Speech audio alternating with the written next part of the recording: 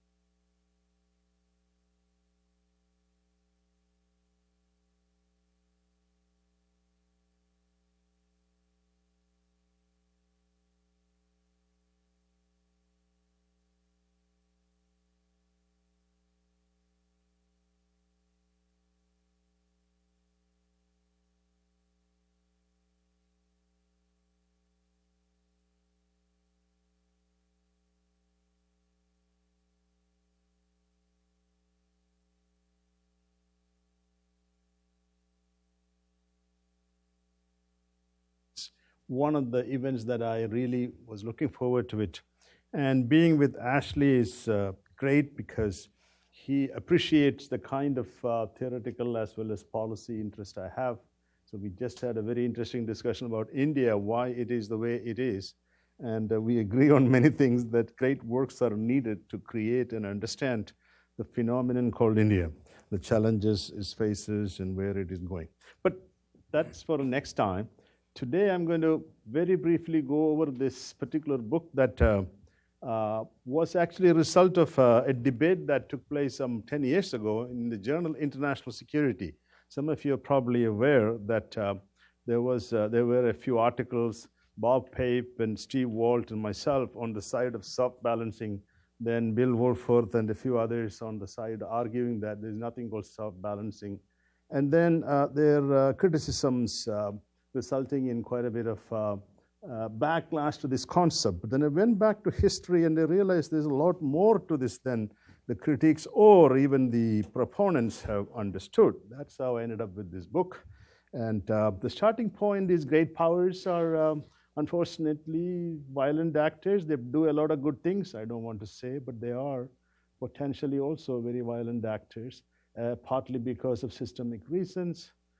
And the point that we often worry about, whether these great power wars that kill more people than any other causes in the 20th century. Cal Holsty has this very interesting data, shows that other than natural reasons, most people died in, or the highest number of deaths occurred because of great power wars or great power proxy wars or other things great powers have done.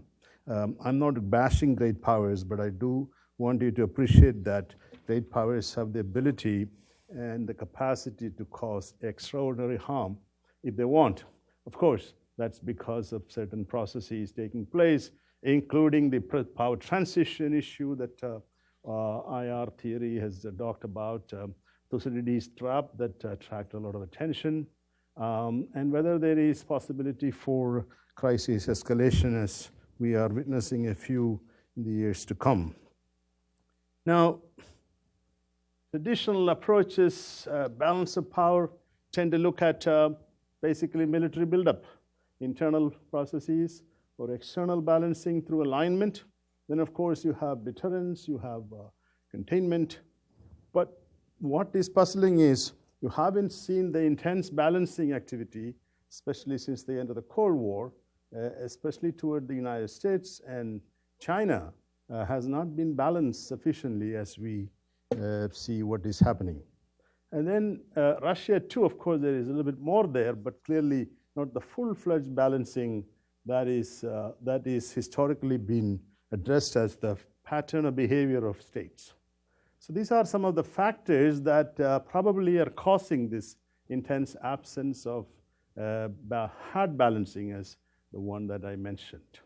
Decline of territory, presence of economic globalization, widespread presence of international institutions, certain norms, military technology favoring defense, deterrence over offense, threat environment being somewhat benign. So balancing against threats happening more as opposed to balancing against power. Now the debate is based on this idea that hard balancing was only one aspect of state behavior, and that a lot of things are happening underneath that, and that we don't capture that. Even policymakers are doing things that are not to be characterized as hard balancing. So soft balancing is sort of, I redefined it. One of the criticism was this is a woolly concept and it needs to be defined properly. And so I tried to define it, and you can see that definition is sort of restraining the power of a state through international institutions, concerted diplomacy via limited informal ententes and partnerships and economic sanctions to make its aggressive actions less legitimate in the eyes of the world, hence its strategic goals more difficult to obtain. What we are talking about is limited tacit indirect balancing, balancing light. But there is an in-between category, limited hard balancing, which involves some amount of asymmetrical arms buildup, semi-formal alliances such as strategic partnerships. A lot of them are happening today, especially US and India had a little bit of that, Russia, China, There's no formal alliance like NATO, but there is coordination. And this is a transition process. If limited hard balancing becomes intense hard balancing, then it goes to the top level. But then there are other things like buck passing, binding, bandwagoning, non-alignment, etc. I won't go into all the details, that's are in the book. The key source of international soft balancing is international institutions. Institutions are very important in that context. Neither liberals who extol institutions or realists who condemn institutions as irrelevant understand or appreciate this task of institutions. They are useful beyond the collective action solving problems for restraining great powers in particular or any threatening states. So realists like Mearsheimer tend to reject institutions. I think it's a mistake. If they are not useful at all, why do great powers put so much efforts into it and creating and maintaining them, even though they don't often do this? The first two Cold War period, you notice hedging became important strategy with engagement, soft balancing. You have cases, US in Kosovo, soft balancing efforts, US in Iraq, much more intense, involving allies too. And China has not faced the kind of balancing yet and posing a lot of asymmetric strategies. Russia, of course, there is a lot more limited balancing taking place. So historical cases are what really fascinated me.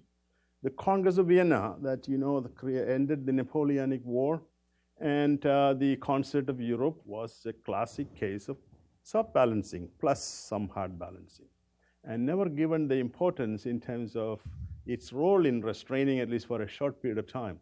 The League of Nations, the effort to restrain Japan's aggressions in East Asia, China, Italy, in Ethiopia, neither succeeded. By the way, soft balancing can fail and generate intense nationalism. This is what we often have to be careful, that none of this is foolproof methods to achieve international security. And there was some efforts by Europeans, but the non-aligned countries, this is something anybody interested in that concept, the Western scholarship and general impression is it was a totally useless movement. I agree up to a point that it didn't achieve all its goals, but you dig deep to the whole Bantung process. First time, 50 very poor, weak countries joining together, questioning the international order of the times, and made some contribution in creating the tradition of non-use, the nuclear issue, decolonization, a whole host of issues, a normative anchor. And I call it a kind of a light, soft balancing. And this is not theorized sufficiently, this whole non-alignment business. And then you have ASEAN, quite a bit of work going on with respect to China. There is a code of conduct going into the tribunal dealing with the law of the sea. And the common feature of all this use of institutions to legitimate or illegitimate or delegitimize the behavior and power of the opponent. And that is where the whole source of this sort of balancing takes place, because in the contemporary world, collective legitimation of the United Nations in particular is needed for interventions. And this intervention is sort of, if it needs legitimacy, if it doesn't have legitimacy, what happens is the intervention can take place, but post-war settlement, post-war reconstruction becomes very difficult, as we found out in Iraq, for instance. So legitimacy is important, but the great powers should have the ability to appreciate legitimacy as a phenomenon. Now here you notice the behavior of these states. This is not typical hard balancing. Even Japan, it's going with India or ASEAN, mixing strategies. US has Japan, US, not Japan, of course, as an alliance, hard balancing. But still, when it comes to China, the behavior seems to be quite different. China's territorial, I already mentioned all this. This is sort of Russia's Ukraine adventure. A lot of things are happening, obviously. So the question is, maybe this is the reason that you don't have intense threat to sovereignty. In European system, it was the threat to sovereignty of states that caused states needed to balance. Expansion states would not let you live alone. So there's more threats. Now, I want to talk a little bit about what are the ideal conditions that is useful for balance of power, soft balancing, low threat environment. One thing that is to be thought about institutions as such is the first 2 decades or 3 decades are the golden age of institutions after a great war or even like the end of the Cold War. We forget the institutionalists often forget. Institutionalists are like any social institution requires nurturing. Even your democracy requires nurturing. What is missing is this expectation that institutions will just survive, thrive, and prosper. You don't have to do anything. That's not the case. Institutions fatigue happens. The war fatigue is what creates institutions, but the institutions don't persist if we don't allow them to persist, as it is happening in the current environment up to a point. And by the way, democracy is same, in my little understanding of what it is. It doesn't necessarily mean a linear progression towards greater democracy, because we need to think about how to strengthen democratic order. International order is one that allows great powers opportunity for economic progress without conquest. Whatever people say about American policies in the post-Cold War period, one thing that the US did for this rising power phenomenon, at least up to this point, is allowing these rising powers such as China, India, to grow. And that is globalization's achievement. Of course, it may have some blowbacks later that we are slowly witnessing, but whatever it is, it really avoided or postponed the whole power transition conflict for a period of time. How much great powers believe in legitimate power? How do they, the previous issue, look at previous historical, the Germans and the Japanese thought they will never be economic powers if they didn't fight wars. That's not the case with today's world. How they perceive institutional legitimacy, an important point. No thoroughly dissent China revisionist state, low levels of nationalism, technology and doctrines do not favor quick conquest as the tank and the aircraft did for the Germans. So there are 2 concepts that IR, international relations, are very important: soft law, soft power. I won't go into. So why don't we talk about soft balancing in that light, in terms of soft concepts are not bad all the time, because states often don't have the capacity to engage in hard options. They have to have flexible options, especially weaker, smaller states. So the emerging order is what I'm worried about. Things are changing. States are constrained, but suddenly you find the initial stages of a great power round of rivalry happening, and threat system is changing. And whether soft balancing has an opportunity there, unfortunately, in the short run, probably not, but may not be in the long run, partly because other states, the secondary states, Europeans, Canadians, even India and all, don't have options of big arms buildup confronting directly. They may have to look at institutional means, creating their own institutions, limited alignments, ententes, at least to face the challenge that they are experiencing from the US at this point. So the book was written at a time when Trump was coming to power, so I don't have all the answers. But I conclude by saying the US should not abandon institutions. I'm sure that's music to many of your ears here, because the US power, as everybody knows, was built around this institutional leadership. And if it loses that power and go back to the intense hard balancing, it may be very hard to convince your allies or adversaries, or even to achieve the same goals that you can achieve without doing coercive balancing strategies. And an intense arms race in the international arena is going to hurt everybody, not just these weaker challengers, because that's the last thing we want, even for the United States. There's a lot of other things it could do with their resources that will be going into this. So with that nice note, I will stop there, and then let's have a conversation. Thank you very much. Thank you, TV. Ellen, do you want to speak from here? Yeah, I think just from here is okay. Absolutely, yeah. Well, thank you. Thanks to Ashley for inviting me to this interesting conversation, and congratulations to TV for really a wonderfully useful, informative, and intellectually enriching book. I recommend it to all of you. I found it living in that sort of in-between space between this scholarly ivory tower and the real world of messy policymaking. I particularly appreciated your sometimes a little bit mischievous take on the people who believe too much in their theories, okay? So that this is a very agile, dynamic concept of an IR theory. It adapts to changing circumstances. It's not rigid. And so I think it's enormously, almost reassuring to those of us who are perhaps sometimes intimidated by the theories, or the people who are constantly trying to prove scientifically that one theory is more right than another. What he's really come up with is a living, breathing, conceptual framework to think about international relations. And really, if more countries pursued soft balancing, the world might be a more peaceful place. And I think we do live in a world where we have less expectation of great power military confrontations.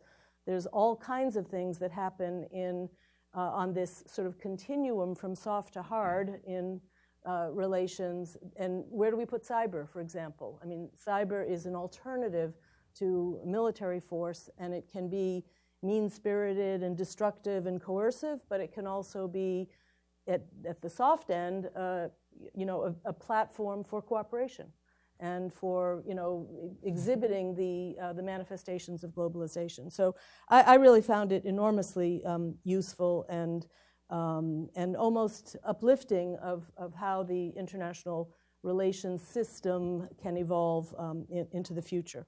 So I have just, you know, 4 topics that I thought I would zoom in on. One is you only very briefly mentioned what I would call your soft set, your soft law, soft power, soft balancing, but I actually thought they do work together. Soft law, you know, I was just with my students talking about the resolutions to try to end the Iran-Iraq war, and how UN resolutions would go from kind of urging countries or expressing dismay to resolutions that invoke Chapter 7 of the UN Charter and, you know, expect member states to actually use military force to change the behavior of combatants in a conflict. So a very nice demonstration that sometimes the soft approach, you work it for as long as you can. If it proves to be inadequate, you then transition to something tougher.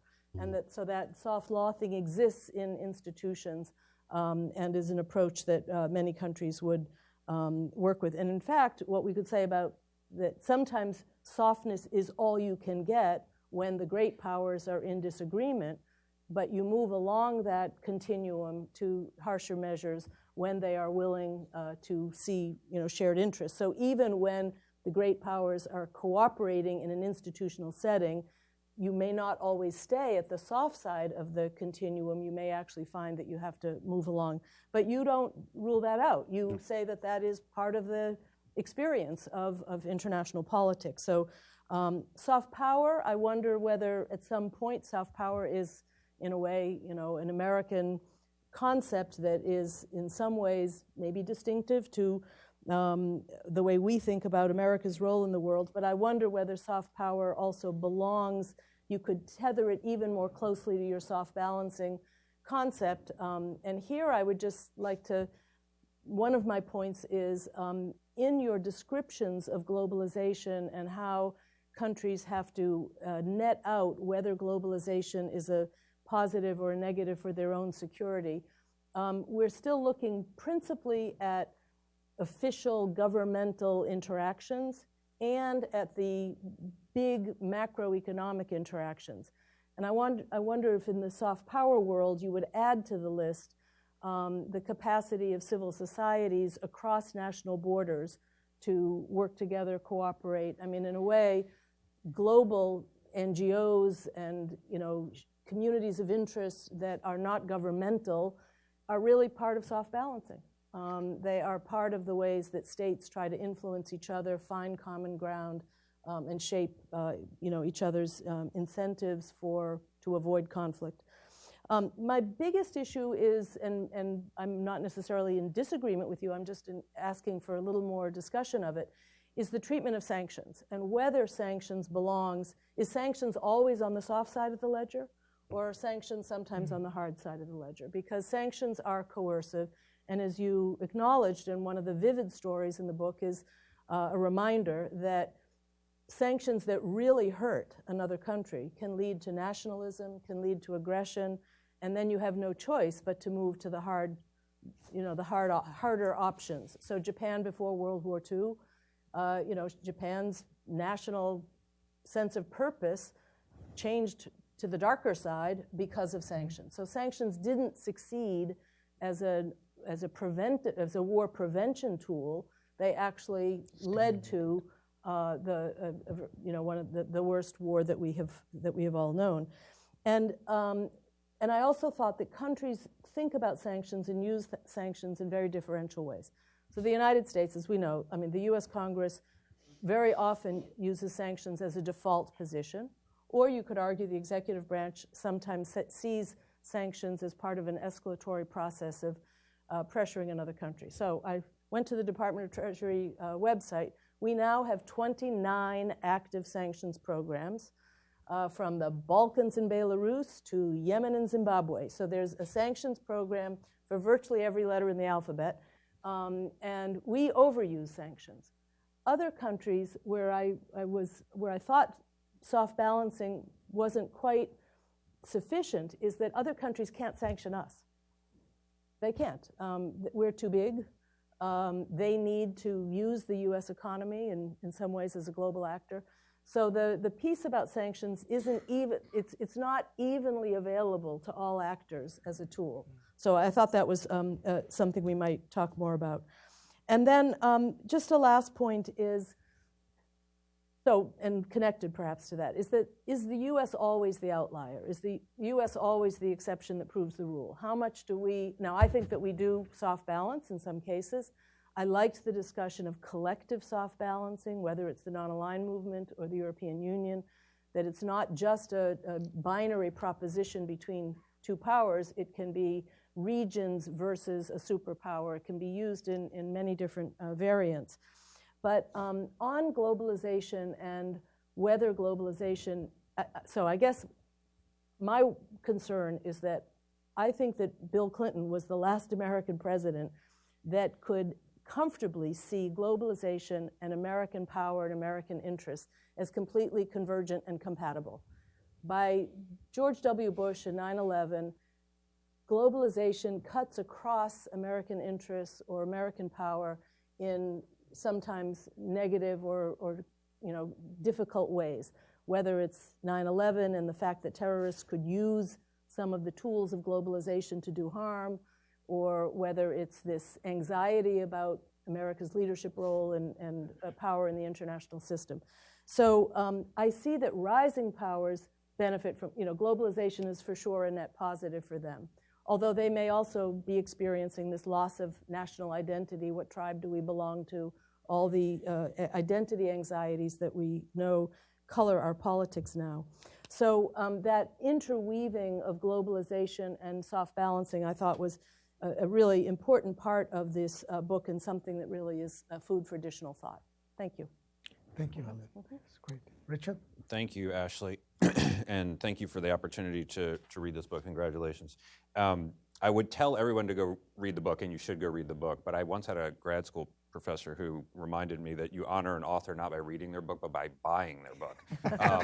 So the choice is up to you, but you might want to look into both of those things. But congratulations on the book. I found the book fascinating on multiple levels. Maybe for starters, is that as someone who spent, other than being an adjunct here, his life since grad school out of the academy and in the policy world, the idea that there would be a fight over whether soft balancing, as you define it in this book, exists is kind of unfathomable to me. Obviously it exists. There's been the entire premise of our China hedge policy since I was working in the Bush administration. And we do it to Russia, we do it to China, others do it to us. I just hadn't realized it was a questionable proposition. If you need an example, then look at what happened last week when the Congress passed a bill signed by President Donald Trump to establish a $60 billion development investment facility, brand new, And the Washington Post or New York Times had an article about how in the world can you get bipartisan support for essentially kind of a foreign aid type of thing. And one of the sponsors was a Republican congressman who said, I went to Washington to kill foreign aid. He said, but this is about China. This is about responding to China. So if you need an example, you got one, I think, that fits right into what you're talking about as recently as a few days ago. Also, this notion that balancing is an automatic scientific process. Anyone who has worked in government knows there are no such thing as automatic scientific processes. You get people in a room and they try to come up with decisions, and it's a very human kind of thing. I remember my Hans Morgenthau and the billiard balls clicking off each other. I always found that a little irritating. You know, conceptually I get it, but it just didn't seem to match up with the reality. So, you know, it's hard to think actually of a case of a country that's done hard balancing without some version of the soft balancing. It's not like you would only have a military alliance and only have a buildup, but not pursue any of these other things that try to balance power in the diplomatic or the economic spheres. And so fleshing that out, I think, was a major contribution here. I thought I'd take up just 3 of the book's more specific contentions and offer maybe a different perspective or raise a question about them. The first, and then I'll ask a couple other questions. The first is that in the book you say that hard balancing, including formal military alliances and matching military buildups, has appeared to be sidelined for most states right now as a foreign policy tool. And I'm not sure that's true in Europe or with Russia. So, you know, NATO is continuing to expand. Montenegro joined. Macedonia will join. The force deployments are changing in Europe as NATO redeploys forces to the east. They're talking about a permanent base in Poland that would not have been, is only relevant in the Russia balance equation. There's soft balancing going on, to be sure, but I think there's some hard stuff going on as well in Europe. And then, of course, Russia, to the extent to which its motivations are driven by concerns about U.S. domination, Ukraine, Crimea, Syria military interventions might be an element of kind of, in their minds anyway, an American or a Western bloc kind of balance approach.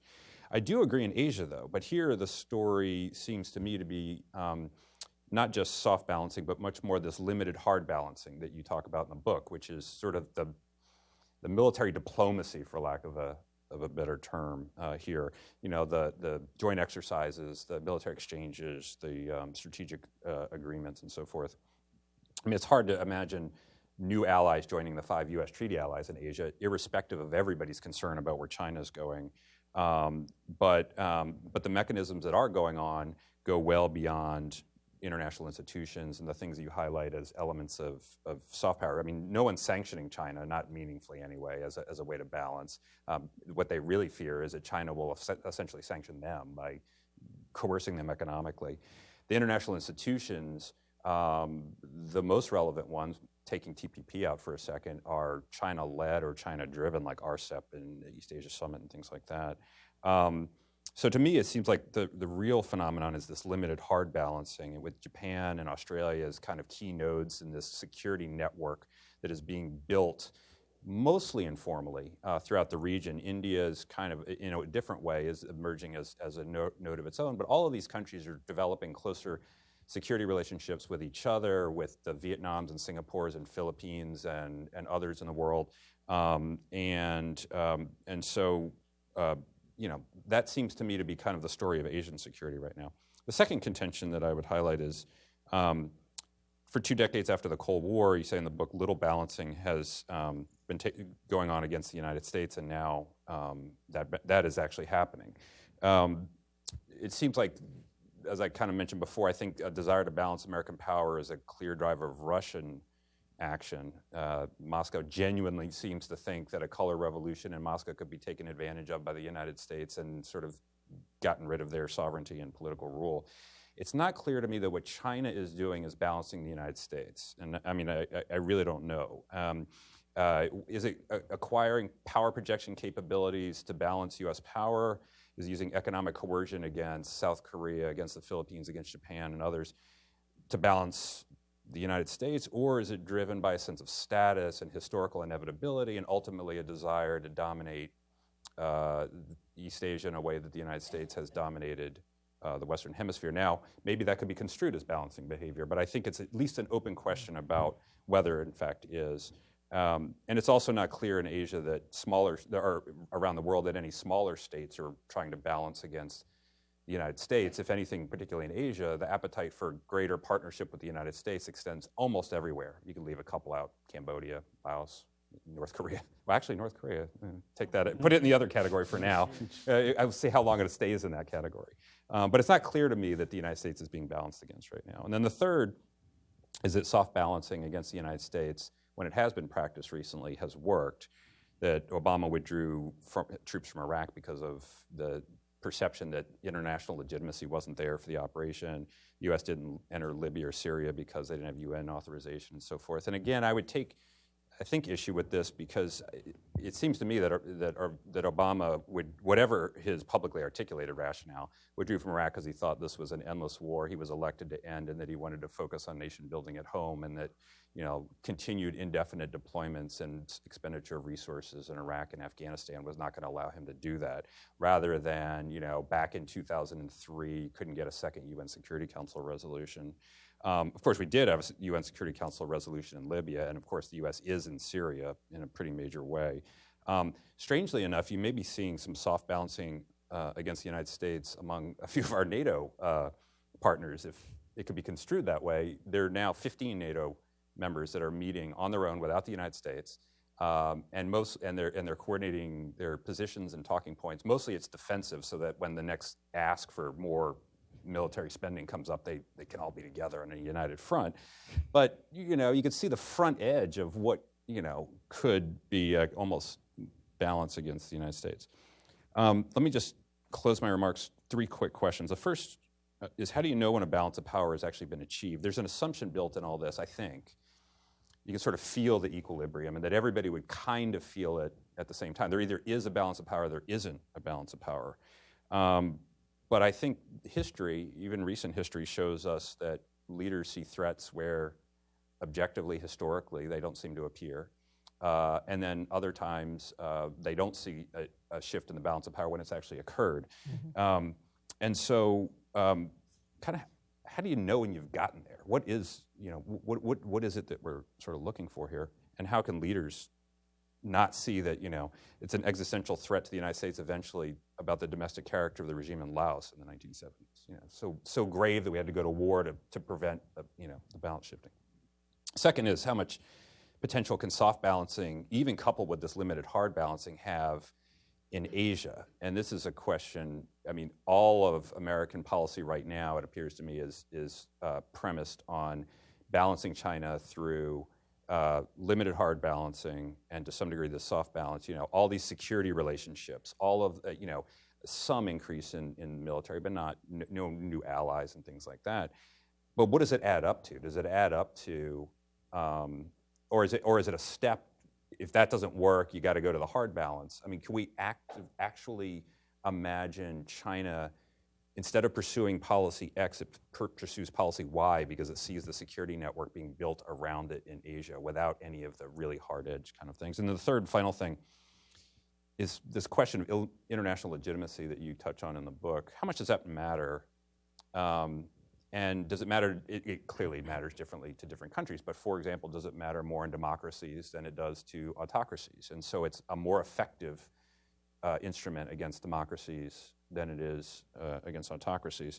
It seems to me, at a minimum, it varies with the perception of threat. Not getting a second UN Security Council resolution was not enough to dissuade President Bush from going to war in Iraq, but the idea that he should have one was enough to send him to the UN a second time, because it really did matter. So it mattered, it just didn't matter enough to prevent the war. And would that have been different if it was Vladimir Putin or Xi Jinping? So I think you've now got a whole bunch of questions and everything else, but a few thoughts to offer in response to your fine book. Well, thank you, Richard. That's great. There are a whole set of questions. Obviously, Richard formally asked you some, but there were questions implicit in Ellen's presentation as well. I was wondering if you want to take about 5 to 7 minutes and try and answer some of these. And I have a set of questions myself, even though I didn't comment on the book. And then the audience will have some. And the audience will certainly have questions too. If you don't mind, yes, I have it here. Right? Fantastic. I feel my spirits are lifted because you rarely, I'm kind of an IR theory, crossover guy. You rarely speak or engage policymakers who rarely say good things about IR books as the way these 2 and 3 have done, because it feels like I should continue this trajectory. The pressures in academia is somehow impress your peer group, which is a typical IR theory person who will go to ISA or APSA and engage in this, Mearsheimer is correct, no, he's not, like that. And there's a lot of pressure on the younger colleagues to write this micro IR. A very sad thing to say that and prove that one ism is right.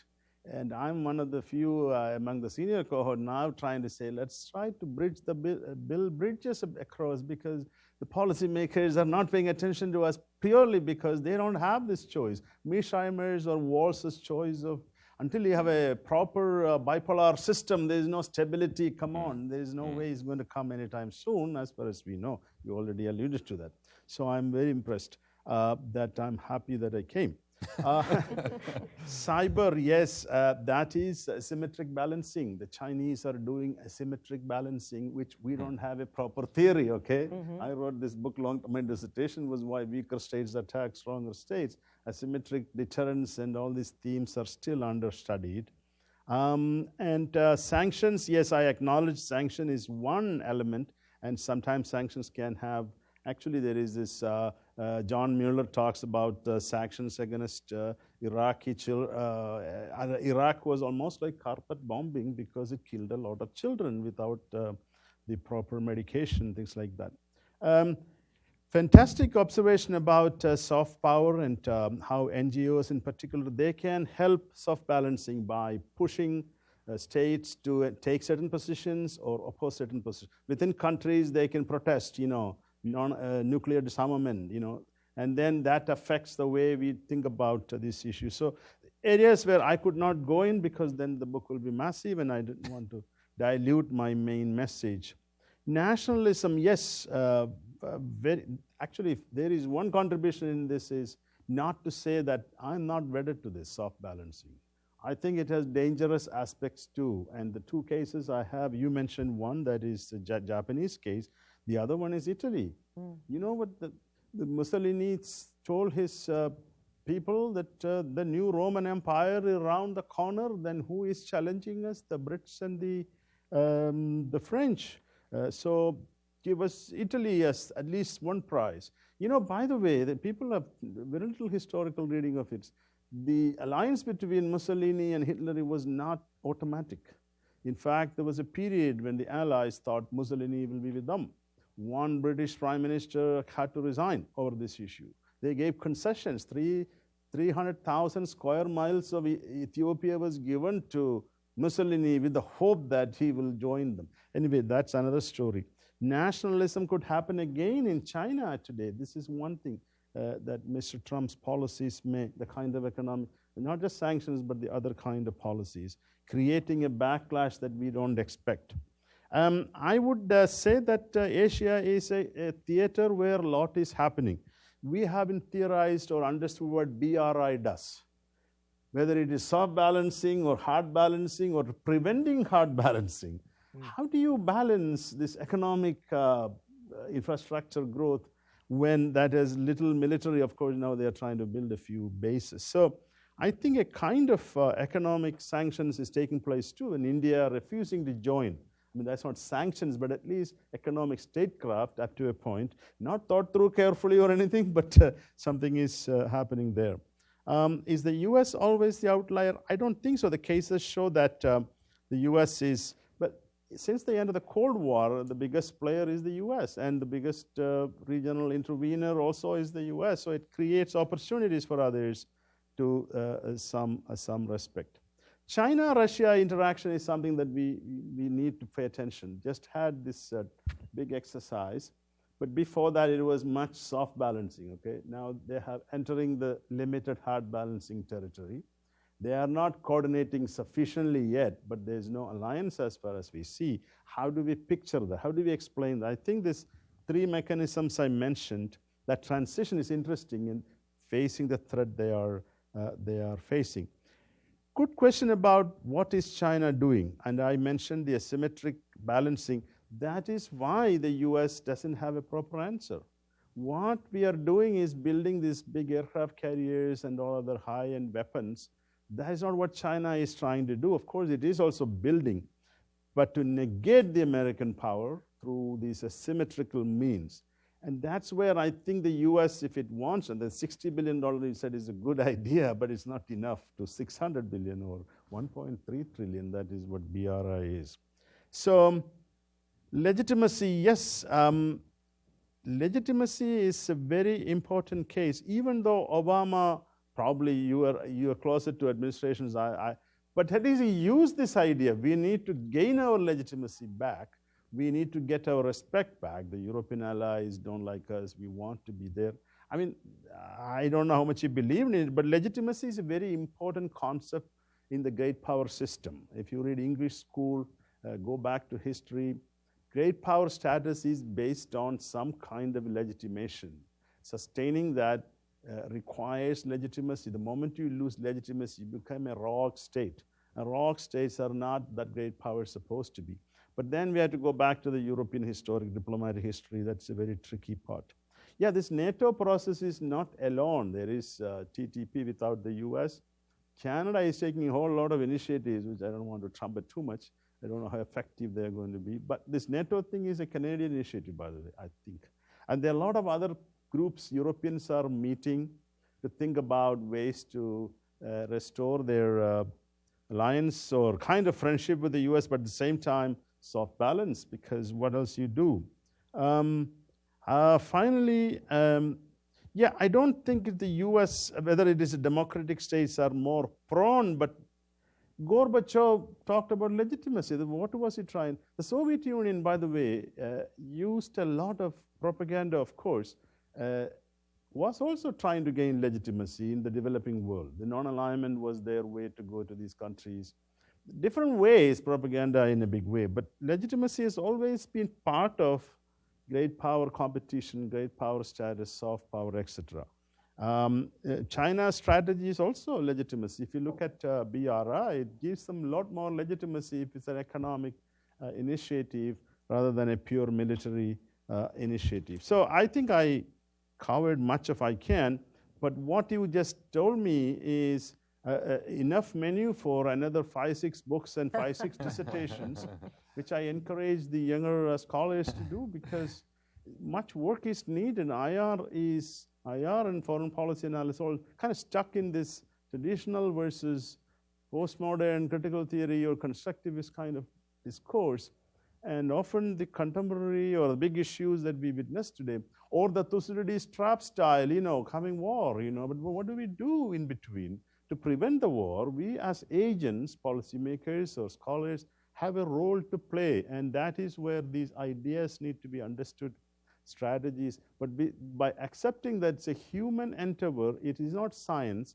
The final point is about balancing. This question is, the historical books are full of it. When is the equilibrium? Is it the philosophers debate about rules? Are fun to read their language. They thought, the Enlightenment to Europe thought this is a science.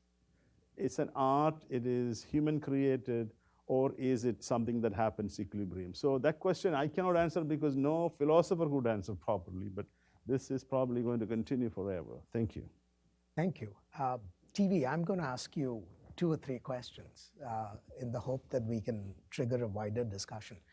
I found the book fascinating for a reason that only academics would sort of think about, which is you set out to critique a particular version of realism that is almost mechanistic in its obsession with the balance of power as a system. And I think by the end of the book, you actually end up rehabilitating realism, because what you succeed in doing is to shift the focus from a balance of power system to the phenomenon of balancing, which is much more dynamic and much more diverse. And what you're essentially telling us is that power begets countervailing influences on power, and it does not always take the form of military responses. It can take a variety of forms, with military responses at one end of the spectrum, all the way to diplomacy at the other end of the spectrum, with institutions in various forms somewhere in between, right? So it seems to me that the heart of your critique is not about a realist view of how politics unfolds, but a particular mechanistic version of realism that, no matter how appealing it is in theory, is not satisfying as a description of how the world actually works. Is that a fair reading of the book? Yes, but I am not calling myself a realist. The problem is realism has now become, those who are familiar with the Waltzian structural, then you have offensive realism, Mearsheimer, neoclassical realism. If anything, that you are right, going back to kind of classical prudential realism, where institutions, international law all have the Hedley bulls and the, Morgenthau was referred, Morgenthau confuses a lot. So there's a lot of things we consider. But I don't want to pigeonhole myself. What I'm saying is that balance of power matters, or threats matter. You cannot wish them away. This is another problem with many of the IR perspectives, or the critical variety. Don't want to see this phenomenon at all. The great power conflict, well, it's not that important. Somebody asked me at another venue, a Canadian diplomat, well, isn't the more important things are all the other non-traditional security issues? I said, yes, but at the same time, if this thing, the great power things get into the number one issue as it could, all these other things become subsumed by it. Look at the Cold War. Even Canada will have to join this fight in some fashion. So there is a lot of room for understanding, and I don't want to dismiss the concerns of other issues that people may have. But yes, there was a period we thought non-traditional issues are important. Today it's back. This issue is not going to go away. It's going to, the cycles of power and shifts are happening. So I'm very realistic about international order. I think international order as subject should not be left to a bunch of small scholars or even policymakers for that matter. Great power needs to be studied like disease. We have hospitals, we have big scientific programs, but how many scientific programs exist to understand these phenomena other than, of course, we entrust the policymaker at the top level the decision for war and peace, which is very problematic, especially if we get reckless leaders. I don't want to name anybody here. It's just that leaders come and go. Some of them are, the Kaisers of the world cannot probably handle these things. They are given this extraordinary godly power. And that's why we need to think about understanding this phenomenon more than what we do. And I think IR as a discipline has a lot to do with it. But so my effort is to bring good ideas from every ism. Okay, English school should be happy I bring legitimacy. Constructivists would be happy I talk about norms, and liberals should be happy, and liberals don't address this power dynamics of institutions. A big mistake. Cohen and Eikenberry, Eikenberry has a great book, but the point is, how do you understand the power dynamics, the utility of these institutions? So I'm agnostic about calling any isms, but maybe if you characterize it that way, that's great. Well, I want to bring Richard and Ellen into the conversation. One of the questions that TV asks in the book has to do with the rise of the United States and why countries have not traditionally balanced against American power. And I thought one possible explanation to that story is that even though in the abstract, power is supposed to sort of evoke its own balances, in practice, what evokes countervailing forces is actually threat rather than power itself. So if you can imagine the United States as a powerful country that actually has a very appealing ideology, right? The liberal ideology originally was meant to be something that affirms a universal set of values. Is it possible that a country, however powerful it grows, can actually preempt balancing because its power is married to a worldview that is at its best inclusive and creates space for others to participate from the benefits of its own growth? And I think the United States, certainly at the beginning, was seen as such a power. It was seen as an Enlightenment power that, even as it was powerful, rejected power politics, was more interested in sort of preserving a certain desirable global order, as opposed to muscling the global system and, reproducing it in its own image and likeness. How do you see this? How do you explain the United States and the relationship that the United States and its power with the rest of the world? Sure. I think a lot of it does have to do with the character and aims of the United States in the world. If we had, and to the degree to which countries detect a revolutionary flair to that, the color revolutions, they feel threatened by it. But when we're building an open international economic order, which is open, it's not a trade bloc, anyone can do it, you can, come on in, the water's fine. We don't have territorial designs. We don't typically go around the world overthrowing governments, although, there's some exceptions. There's some exceptions to that.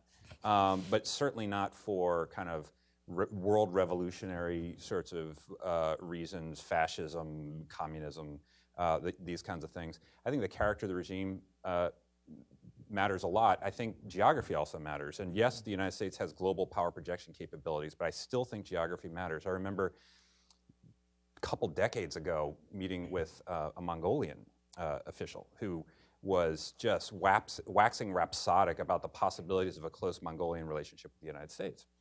And I said, let me ask you, why do you want such a close relationship with the United States? We're far away. And he said, exactly. You're far away. He said, look where we are. Russia to the north, China to the south. We want a big friend who's not around here. And I think geography does matter. Certainly look at the Russians. They feel more threatened by political developments on their periphery than they do political developments further away for obvious historical reasons.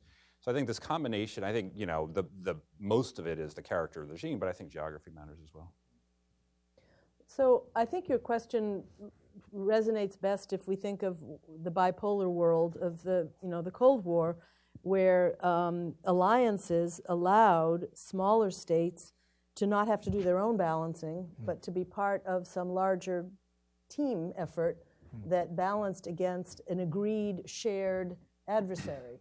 But I think that TV's book really includes many other scenarios where small to medium-sized countries have to balance against each other. Yeah. It's not all about this binary proposition that there's two systems that are competing in the world and that countries line up. Yeah. But it is interesting to just reflect on the changing nature of alliances in a less hard balancing world, in a messier world where policy options are shades of gray and not black and white. How do we think about which countries we hope or try to achieve to be kind of magnetically pulled to our model versus other? Look at the U.S.-Saudi relationship right now.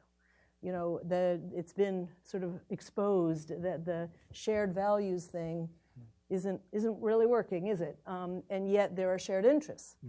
So that these alliances that are less than alliances, compare NATO to our alliances with countries like Saudi Arabia, where there was always this discomfort that it was a pragmatic, mutually interested economic or energy transaction, but it surely wasn't like the NATO alliance, where there's a whole political package that works. So I'm sort of talking around your question, but I think it's a question about when do alliances have a logic to them and when do they not? And from the perspective of a Korea or a smaller European state, they're sort of outsourcing the balancing to us, right? They don't have to do the balancing themselves. Can I take 1 second to... Sure. The bigger picture that you raised is very important, that the United States helped to create these institutions and the post-war order. The problem, what we are facing to the United States has helped to raise the expectations of rising powers, that globalization, by allowing them to be successful economies. Now, the United States suddenly withdrawing from that, this will have enormous consequences internally, nationalism. I can imagine a situation if China goes down, I'm not saying it's going to happen, Chinese nationalism will rise. And that is historically happened. If you look at the 1930s, 1910s, the German argument was that we are going to lose this whole thing because the established states don't want to give us anything, even when they are very successful. And the naval arms race is starting to build up. Japan's biggest complaint was that we can't survive as a great power without conquest. So this problem of withdrawal has its deeper implication, and it takes 10 to 20 years to develop a kind of rivalry mode. Right now, we are in a pre-rivalry mode, at least with China, but it can develop as new arms buildups takes place. A lot of encounters in this whole South China Sea business, which we didn't mention, close temptation to strike when they are weak or them to do something. All these have consequences. So we need to think through actions that may look temporarily, bringing more work to the United States. What will that do to China's internal structure, and how will they react in a larger picture? Let me ask you one last question before I open it to the floor, and that has to do with some of the causality in your argumentation, where you put a lot of stress, and rightly so in some ways, on institutions as devices that can sort of tame power, right? And that's essential to your soft balancing story. But it seems to me at the end of the day that when great powers confront institutions they don't like, they do have the capacity to simply ignore them when they want to. And China's behavior with respect to the UNCLOS tribunal ruling on the South China Sea is a great example of where you get a ruling which tends to undermine the equities of the great power in question, and the great power simply pretends like the ruling didn't exist.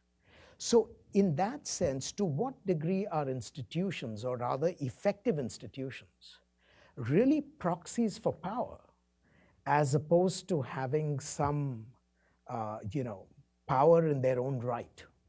So if, for example, if you don't have other great powers like the United States or other Western powers who are willing to buttress institutions like the UNCLOS tribunal, what value would you assign to these institutions in being able to do what you hope or expect them to do with respect to balancing? Yeah, the example of non-alignment comes to the picture, which actually used the UN a lot to talk about arms races, nuclear testing. At that time, or decolonization, nobody believed them. They have no power to change the world, no? The imperial powers of Europe could stay on. But they changed the narrative surrounding the notion of decolonization, surrounding racism, by the way, international politics. A lot of this norm entrepreneurship happened during that period, and we need to give credit to people like Nehru up to a point. I'm very reluctant to tell it's all because of that. But it changed the narrative globally. The limited test ban treaty was quite a bit a way to appease the so-called third world groups in the United Nations, the 18-nation disarmament committee. And this whole idea of decolonization resolution that the UN passed affected the way the French and the Dutch and they look at their colonies. Cannot go direct causality, but it is a setting up of certain ideas. So the ASEAN states do not think their efforts are useless. They are engaging the Chinese continuously through this code of conduct. And their argument is that imagine without that negotiation, China could go the other way, completely uncontrolled. So restrain for now, hope for the best, because you could have a regime change in China. Xi Jinping is leave, and somebody will come up and say, okay, China needs the support of these states. Maybe we create a system by which sharing the wealth of the South China Sea, which, by the way, they are talking with the Philippines now, as far as I know. So there's a lot of these mechanisms could happen, but often what happens is great powers are big egomaniacs. They cannot accept that they are adopted a policy because the UN said so, okay? But they are sensitive. I mean, there is very clear attempts for peace proposal was a way to appease the so-called these countries, developing countries. So I agree with you that, but it is not a complete use of what you call proxies of power. That is kind of the Mearsheimer line, which I think is We have to look at it in the totality and the long-term implication. If China wants to be a legitimate power in Asia Pacific, what it should do? Can it completely ignore institutions, law, everything? It hasn't, by the way. I mean, it's playing around the edges, except South China Sea, of course, I agree. And it is using the opportunities to create a new narrative and developing, even the way it is going around building these bases. It's very reluctant to push these countries to accept bases. Of course, sometimes it does. And the debt trap is another thing that's going to happen, challenge Chinese order. The Chinese have created their own institutions, Shanghai Cooperation. That's where they talk about the Central Asian issues, the whole BRICS, the two banks that have been created. So if I advise the Chinese, they should create more institutions and bring in countries like India to soften this potential for great power conflict with the United States and use it as a soft balancing mechanism. And I think before Xi Jinping, they had a peaceful rise strategy which relied on institutional mechanisms too. Now, yes, the institutions can be ignored, but at the same time, we end up going to the same institutions, okay? Even if you say we don't like UN, but where do you go after the reconstruction? Afghanistan, a whole lot of things think about. Institutions do a lot of little things that we don't acknowledge often.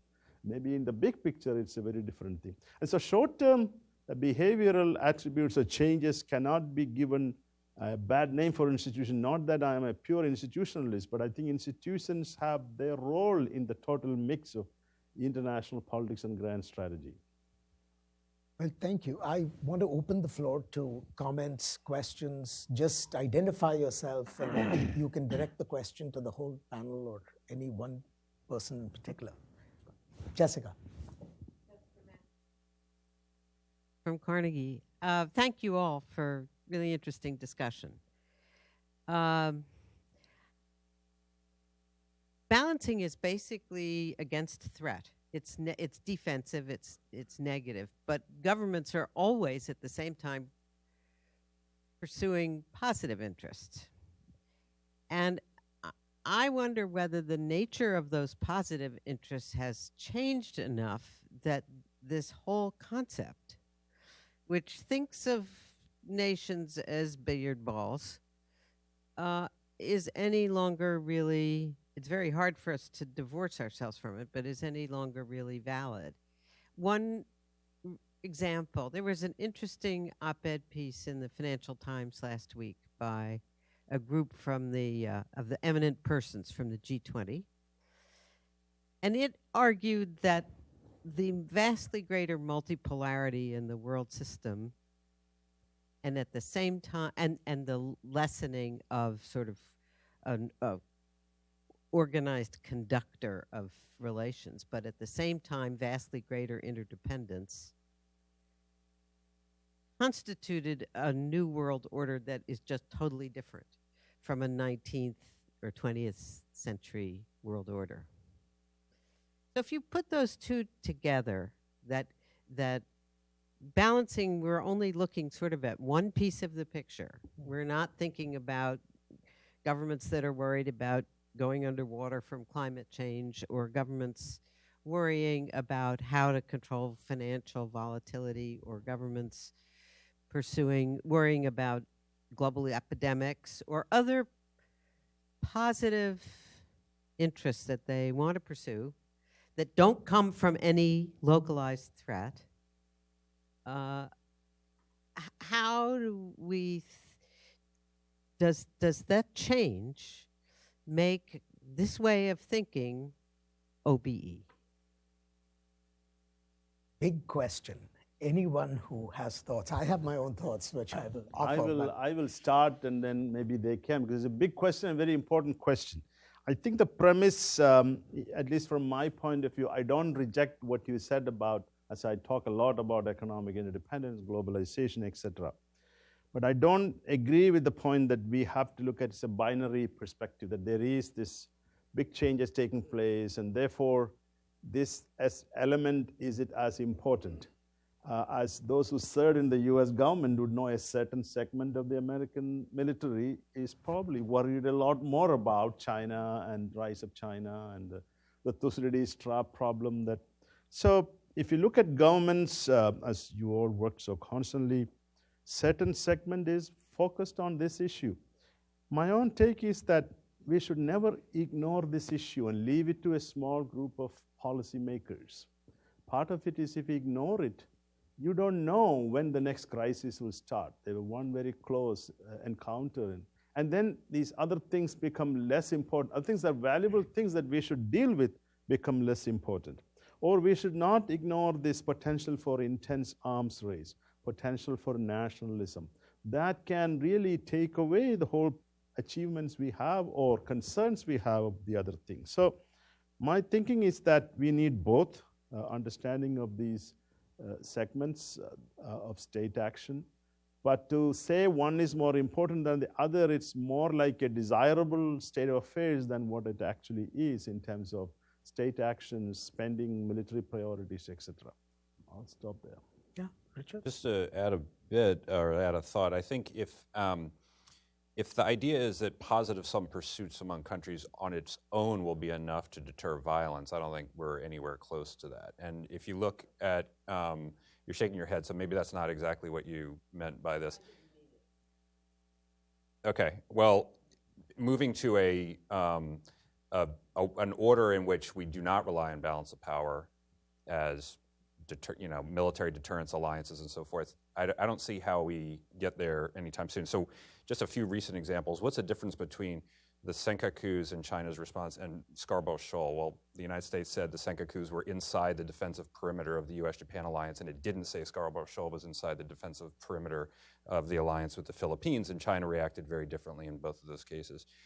Russia invaded Georgia and Ukraine, but not the Baltics. What's the difference? Well, the Baltics are a member of NATO, and they knew they would elicit a response from the other NATO countries, including the United States, and they bet accurately that we would not if they went into Georgia and Ukraine. I think alliances and security guarantees are going to continue to matter to the basic conduct of deterrence, and balance of power will matter. But the trick is it's not only that. It's not only defensive, right? Because we do have these global economic issues, environmental issues, and all this other stuff. And the hard part, and I think you see this manifested with China especially, is that our agenda is not just balancing against China. Our agenda is also working with China on some of these things. So how in the world do you go to China and say, well, we like to work with you on, well, maybe not the current administration, but in general, climate change, on stabilizing the global financial markets and the global economy, on North Korea, on any of these kind of issues that don't put us at each other's throats. But at the same time, we distrust you so much in your buildup that we want to gang up with everybody else to balance against you. That's the situation we're in, and the answer has been, I think, thus far, this sort of limited hard balancing and soft balancing at the same time. We have this kind of episodic coughs and spurts of engagement with China. It's not pretty, though. It is, and that's exactly right.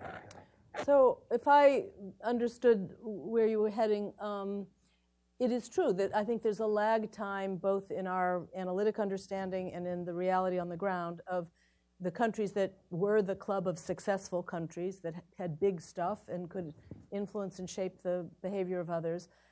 And what's emerging but hasn't yet quite crystallized around a consensus of an alternative world order is that globalization effects really mean there's a much, much larger club that have middle classes, that have upwardly mobile people, that don't have territorial disputes with their neighbors, that are interested in being positive players on the world scene. So, I think if I'm understanding you right, that really the political center of gravity is no longer in a very small, finite number of states, but is distributed globally, and that could come together as a new system, but I don't think we're there yet. And I do think that when you get cooperation among 80 or 100 countries, it is still because there's some shared threat, danger, risk that they face.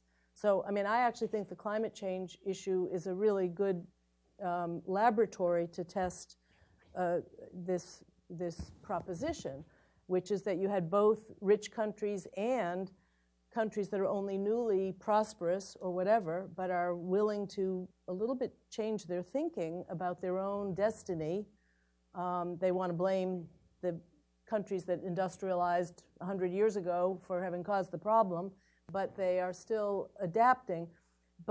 And what you get is both the soft and the hard responses. So, I mean, that voluntary adherence to new norms.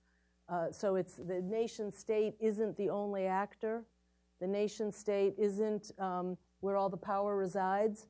And so you've got this spectrum of international cooperation that looks pretty different than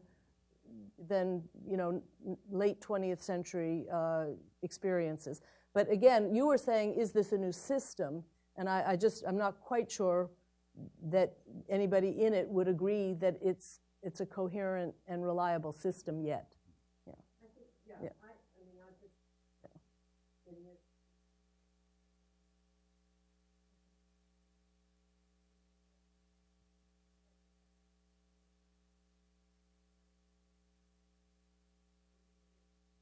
Mm-hmm. And I think they believe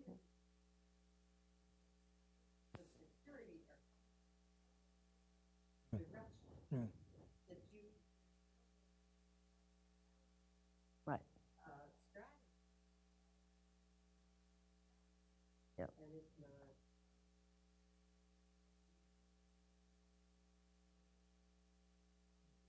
Mm-hmm. Yeah. Yeah. There was a great book that was written, I think, in the 80s. TV will know this, but this is graduate school memories, by Robert Cohen, called After Hegemony. Mm-hmm.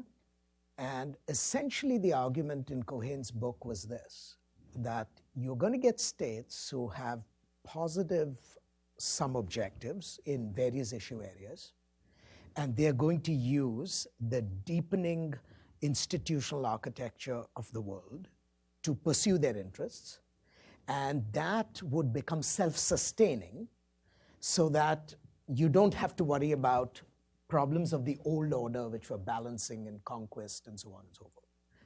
I think the argument is sustainable if you believe that these deepening institutional interactions, which are now commonplace, can sustain themselves without someone outside the system that is willing to bear the costs of upholding it. Mm-hmm. And I think where I had a real intellectual sort of problem with Cohen's argument was that he somehow believed that whatever came after hegemony, and that the book was titled After Hegemony because he saw the fruits of this deepening interdependence to be one of the great successes of hegemony. Hegemony brings this about. It brings new patterns of interaction and cooperation. And then he goes on. So up to here, I'm with him. But then he goes on to say that even if hegemony disappears, this structure will acquire a certain existential capacity to survive. And I'm deeply skeptical of that proposition because even in a system where there are no security risks, right? So you're talking of the financial system. You're not talking of security competition or anything like that. There is a problem of how gains get distributed. Right? Some people gain more, some people gain less. And sooner or later, the question arises as to who should bear the price to maintain this system if the benefits to them individually are not proportionate to the contributions they're making and sustaining. Mm-hmm. And the great thing about hegemonic powers is that because they have so much power, they're happy to maintain these systems because they cost little in relative terms, and the payoffs are great.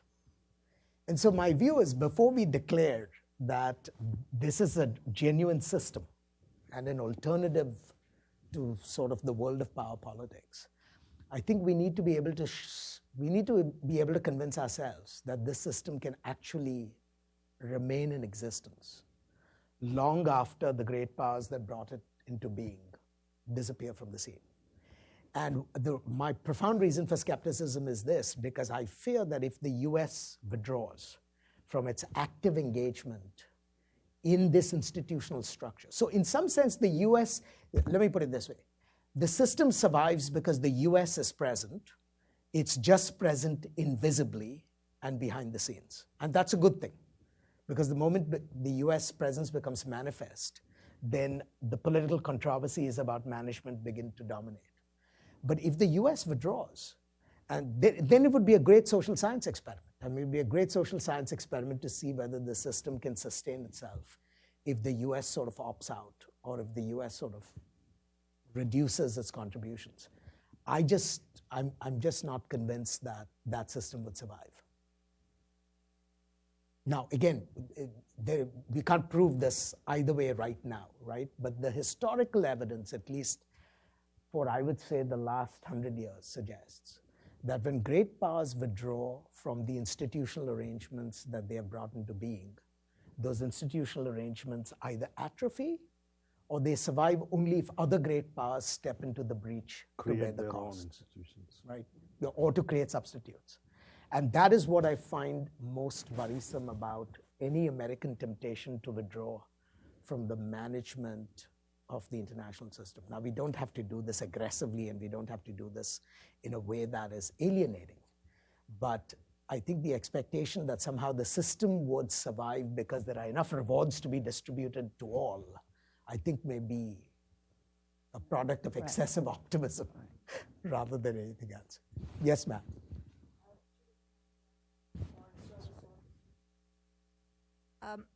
I can understand the discussion of the spectrum of soft power, hard power, in the context of Europe and increasingly Asia.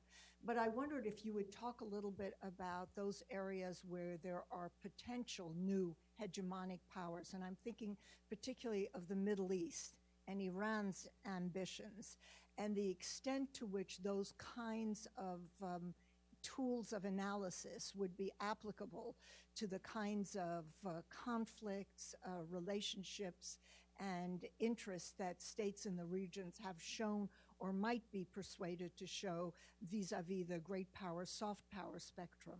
Absolutely. Ellen, do you want to take a crack at that? Well, I think for sure we are seeing Middle Eastern states starting to behave more like great powers, UAE, Saudi, Iran, Turkey, Egypt much less so. Egypt used to be the one that you would expect to play that role, but they're not. So you have these wannabe hegemons, if you will, and they're using the old playbook. I don't see them as really good at soft balancing, quite frankly. They don't do well. They don't really trust other countries. They're brittle autocratic systems themselves. They don't. They want to be accepted as they're asserting primacy, and their primacies are clashing with each other. And they are really, in some cases, disruptors. There's a new think tank report comparing the failure of the UN to resolve, the Libyan, Yemeni, and Syrian civil wars. And, enemy number one is the Middle Eastern countries meddling. I mean, that they are such spoilers because they're each on this fast trajectory to demonstrate their own power. So I think they're using the old playbook, not any kind of a post-balancing playbook, but it's not clear that they're achieving real gains for their own security and their own regional stability. Although Iran did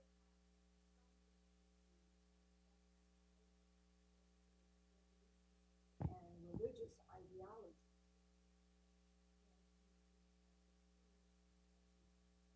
So both Iran and Saudi Arabia, I think, do have soft power, which is different than soft balancing. I mean, they have very much tried to use those tools, and yet there's plenty of people in the region, including the other states, that see them as threats, not as positive influencers. Richard, do you want to address this? Or? Well, the only thing I would say is, it is kind of a blast from the past when you see these kind of vague axes being formed with, you've got Egypt, Saudi, the Emiratis, Israel, on one side, and then at least they believe you have Iran, Qatar, Turkey, on the other side, how coherent that other one is. But you get, the proxy wars, the meddling in each other's politics. It's all kind of the playbook stuff. And so there's a little cockpit in which this is all taking place, but a lot of this could be ripped right out of the Cold War. I'll tell you what. Counterfactually, if they played soft balancing, there would be much more peace, I think, in the Middle East. Instead, they are stuck in this hard balancing, hard realpolitik, using, by the way, there is that ethnic or Sunni Shia divide of countries creating balancing around these two coalitions. Look what they have brought in. Have they brought in peace? So this is a problem with balancing. They're buying, by the way, a lot of weapons too. Internal balancing is happening. So my problem is they should look at other regions like ASEAN. Okay, it's not the perfect example. I mean, the countries there don't play this much intense balance of power each other. There are other models out there. Even Africa has models, or Latin America to some extent.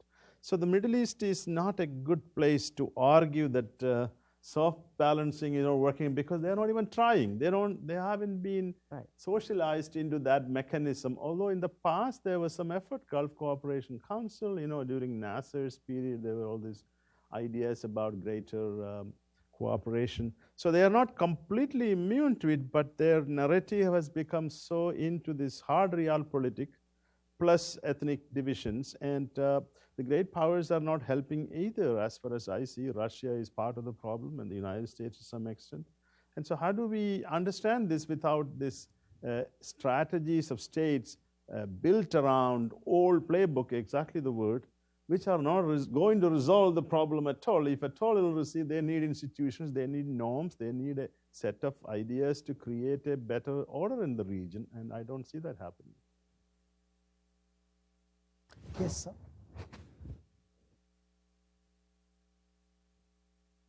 Greg Thielman, Arms Control Association. I'm wondering how, what insights Professor Paul's book might have for thinking through the prohibition to ban nuclear weapons, a treaty that has recently been agreed to by the majority of countries of the world, but none of the countries that possess nuclear weapons. And in this context, I recall a book from last year by Hathaway and Shapiro, Yale law school professors, called The Internationalists, making a very impressive argument that the 1928 Peace Pact, the Kellogg-Briand Treaty that outlawed war, by many measures had a profound impact on the behavior of other states. And so I just wonder what you think how we should think about the soft balancing of countries that accept an outcome that is very different than what the great powers today accept. To begin with, soft balancing is not a panacea for all the major issues the world is facing, but I will go in a little bit more on this subject. I have another book called The Tradition of Non-Use of Nuclear Weapons, where I look at, this is a, Nina Tannenwald has a book called Nuclear Taboo, and mine is a kind of counter, or not counter, we agree on many things, but I call it a tradition, along with great minds like Thomas Schelling and people like that. But anyway, the argument there is that the efforts by the non-nuclear states to create a tradition has been partially successful and has caused the transformation, especially with Gorbachev period, that period, and Gorbachev's acceptance of some of that. And the whole, I just mentioned the Test Ban Treaty, a whole host of arms control efforts during the 60s and before that had some impact by the non-great power states. And the end of the Cold War, there was a period of intense activism, including your group that produced a lot of nice reports, etc. Today, what's happening is our attention has moved away from nuclear weapons. It's no longer considered as an existential threat, although we all know it is, but it somehow is not in the radar screen. So the so-called NGOs or the peace groups that fought for nuclear freeze, for instance, are nowhere in sight. And as a result, it is not constraining these great powers, who, by the way, are engaging in one of the most intense arms buildup behind the scenes. The Russians and United States, China too to some extent, and India, all of them are building nuclear weapons, the better, the more advanced systems, and not getting much attention internationally because it's not viewed as something that is important or attention that they should deserve. So what else we can do to create that ban? I mean, some people would say that ban may not be a good idea to begin with, considering we have the power transition crisis potential there, but at least to reduce the nuclear arms buildup, reduce the amount of money being wasted. $1 trillion is going to go into the modernization of US weapons alone in the next decade or two. And how can we reduce that? By engaging arms control a little bit more intensely with the Russians, and the Russians themselves, the waste of money that's going on into this. And it just brings into this final or relevant issue, that is, you are seeing this buildup going on, extraordinary buildup in conventional weapons too, without anybody questioning. The US budget allocations, nobody questions the need to raise this budget, keep growing. This is the case in almost every other country, as far as I know. This is one holy cow no one wants to take on. Is one area where expenditures can go on. And so it is not just nuclear weapons, it's conventional weapons too, with the idea of balancing, hard balancing, by the way, unless there is some other purpose in building up. And this threat that is perceived in the future, if we don't have all these weapons, we're going to be in deep danger, is a very powerful narrative for politicians and people who, you don't want to stand up to that kind of narrative. So your question is a deep one. Unless you have a great power rapprochement, we were very close to that at the end of the Cold War, a kind of a nuclear-free world. I think we are moving away from that today. It's unlikely to come back unless you have some deep crisis or a kind of a Gorbachev phenomenon again. I don't see that any time happening in our near future. PV, you've provoked me to ask a follow-up question to your answer, because you described this as if it was a narrative which has somehow taken hold of decision makers collectively in the world and therefore are pursuing this, right? To what degree is this a response, even if it is a misguided response, but to what degree is this a response to what they believe are genuine security needs? In other words, is there something that connects this development to some objective realities in the world, as opposed to simply this being a product of false consciousness? You mean conventional arms buildup as well Both, as nuclear? both. Yeah, that's a fascinating question.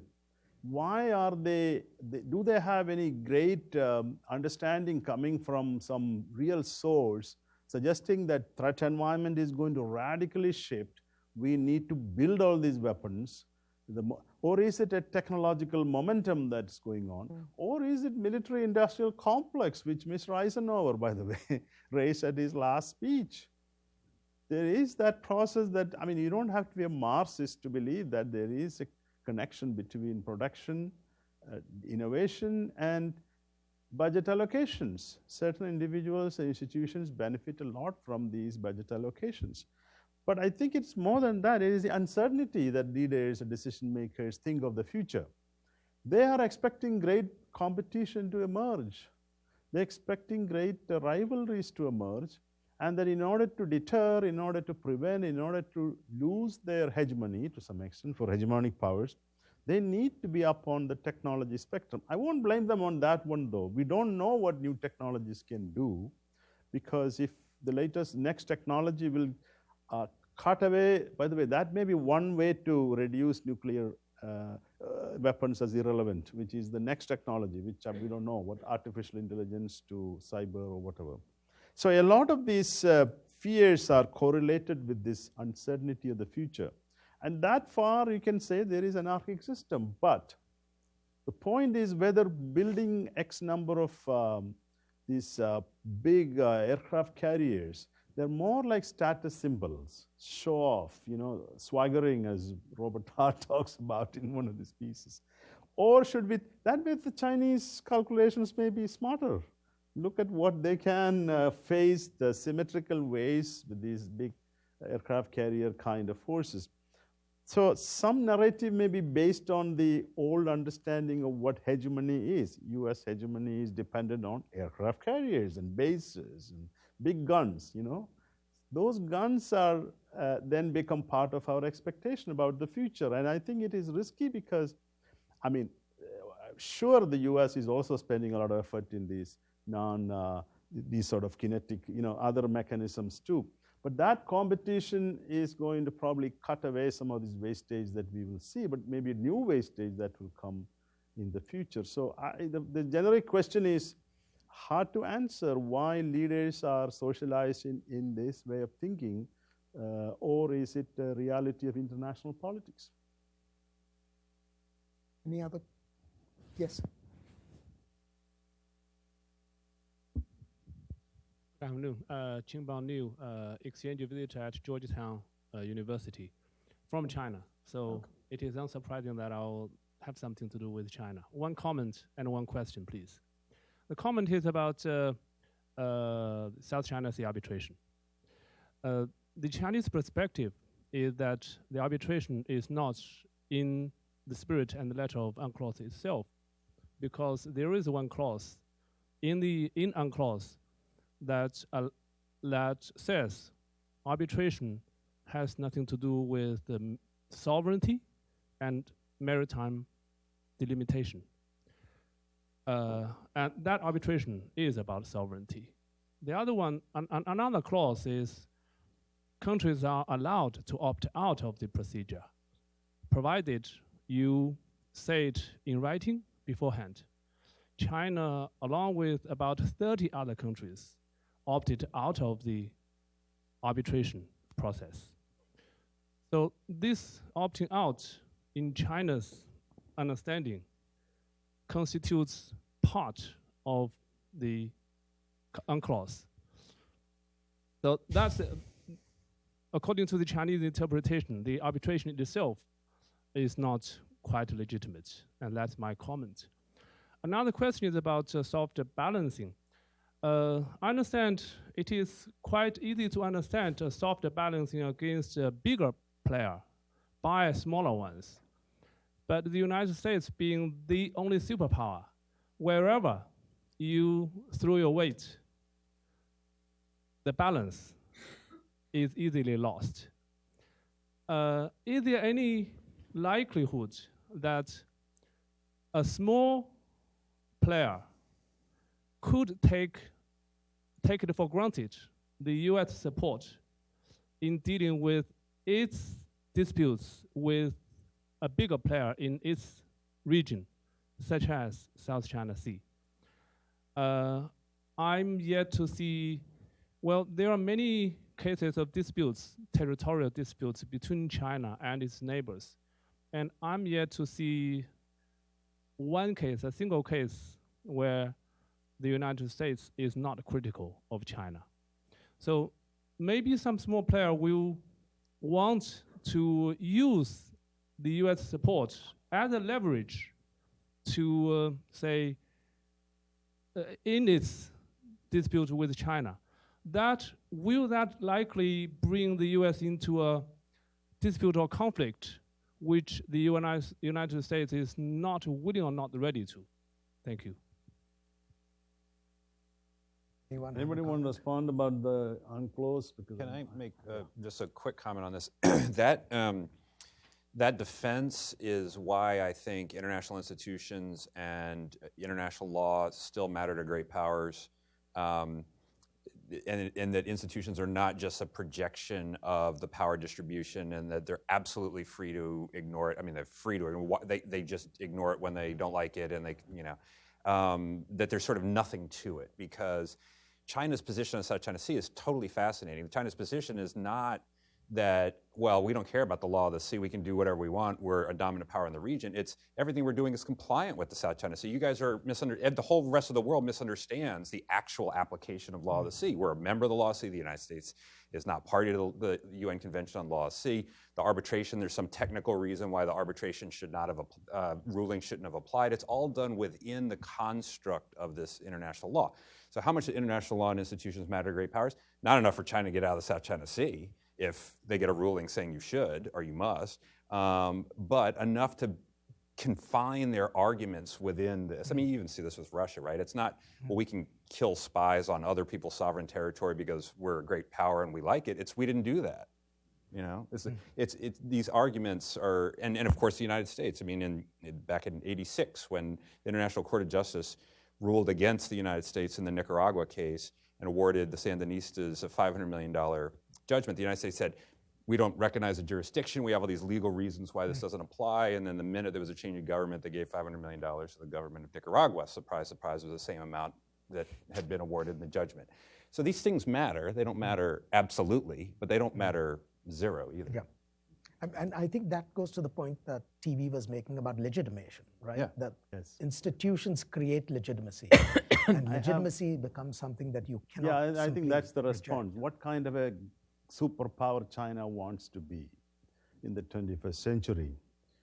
Can China afford to acquire these territories without the support of the regional states and some level of international legalization? Can it get the required legitimacy to become or fulfill the dream of certain Chinese leaders at this point to become the next superpower? So there is a lot of question. What does China want? What kind of international order? Is it selective use of certain international law, certain practices to justify or not to justify, or to question the United States presence there or whatever? I think if China ever wants to become an accepted, legitimate great power, which it deserves of Asia Pacific, it may have to either create new international legal means or improve what is already there. That's where its position on South China Sea is a very weak one. I don't want to dispute with you on, whether it is prudence or whatever. But everything else China has done, there's a lot of smartness in China's grand strategy, except this one. Okay, I think this one has very narrow kind of old style acquisition of territory, questioning the idea of non-use of force to acquire territory, etc. So there's a lot of problem with that grand strategy element. And without institutional support, China will have a tough time maintaining this claim, partly because look at what the US is doing now under Mr. Trump. There's more freedom of navigation. That is the biggest challenge as far as I see it for international crises. And it was the British threat that it felt when the Germans started building naval force to their hegemony that led to that rivalry. Britain and Germany were not bound to be enemies, okay? The Kaiser is the grandson or nephew of the British king. And there's a lot of family connections there too. So what China is doing may look benign now, but I think there will be a period when the US will be under tremendous pressure if China builds military strength in South China Sea to question, because that is the US hegemonic sphere it feels. So the questioning will happen. And so in that sense, it's China's interest to somehow solve this problem through legal or other means rather than prolong this. In the long run, it's not good for anybody, including China for that matter. So in a sense, the US challenge is not supporting any of these states directly, because the US is careful, I guess. You don't want to, except Taiwan probably. But the point is this freedom of navigation, how far US will go or how far China will resist it. And now if it includes the aircraft moving around too, we are actually in the early phases of a potentially very dangerous zone of conflict. And for great powers, you only need one core issue or core area of their hegemonic control that can lead to that kind of rivalry. So institutions, whatever we have may be bad or law may not be sufficient, still don't reject that route to solve this peacefully. Yes, sir. Leonard Campbell. My question is about Ellen's comment relating to U.S. use of sanctions. I think you said overuse, but then also later you said that no other country was able to essentially enforce or impose sanctions against the United States due to its size. I'm just wondering if you can foresee a scenario perhaps in the future, so not recent future, but obviously thinking long term, where countries essentially decide that the terms and conditions of dealing with the United States become so onerous that it's just better to essentially opt out, particularly if sanctions are or have been imposed for a lengthy period of time where perhaps the institutional memory, so to speak, doesn't exist. So there isn't anybody to say, oh, I remember the good old days where we got whatever from dealing with them. No, it's an interesting question. I don't know whether there's enough technological changes going on in financial flows of whether countries can bypass the banking system and do transactions, but they're working on it. They're working on, and transactions, can you sell oil in denominations other than dollars? Could you boycott the United States? You could do other things if you wanted to come up with some equivalent punitive tool against the United States. You could decide, you know, if you had an existing trading pattern with the United States, you look for other suppliers of a particular commodity and say, we don't want to trade with the United States anymore. You know, we want to reduce our dependence on the United States. And I think that, you know, is happening in small ways, but it's not yet at a point where countries have such easy options. I mean, look at the way the Europeans are trying to keep the Iran nuclear agreement intact, but it really requires being exceedingly creative and entrepreneurial about how you could bypass the, and how they could avoid secondary penalties against themselves. Well, you know, it's early November that Europeans are going to have to make some very hard choices about how they can keep some sense of normalcy in their transactions with Iran and avoid penalties from the U.S. But it's a good way to be thinking about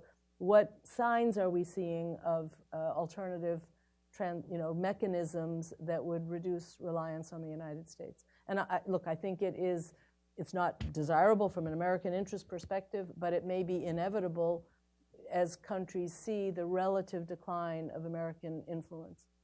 It's not just out of anger or total hatred for the United States. It could be just a practical measure of seeing that the United States isn't the all-powerful center of gravity anymore, and other channels start to open up. Well, on that note, I'm going to adjourn the discussion this afternoon. I want to thank all of you and actually congratulate you for coming to an event that, at least on the face of it, appears quite abstract. But, you know, as the discussion this afternoon showed, that there are really practical consequences from even abstractions. So for the brave and intrepid among you who came this afternoon for a discussion on soft balancing, which is the subject that sort of keeps professors and IR theorists employed. Congratulations. I hope to see all of you at some point back at the endowment. Thank you very much for coming in. A very special thanks for, one moment, and a very special thanks to TV and to Richard and to Ellen for spending time with us this afternoon. On a more commercial note, I owe it to TV to let you know that, are there books outside? I don't know. I'm asking Rachel. Yes, there are books outside in case you want to get your Christmas. I will sign them. He will even sign them. Wonderful. And I also want to flag another book that TV has edited, which for those of you who are interested in more practical things, is worth a look. It's called The China-India Rivalry in the Era of Globalization. It's very different from this book, obviously, but very interesting for those of you who care about Asian politics and in particular developments involving China and India. Well, there are a series of contributors, yes. But TV Paul is the editor. So my introduction says it's a managed rivalry because of globalization. All right, so that's like a part 2 to this study. So thank you all very much, and thanks to all of you for coming this afternoon. Thank you. Congratulations.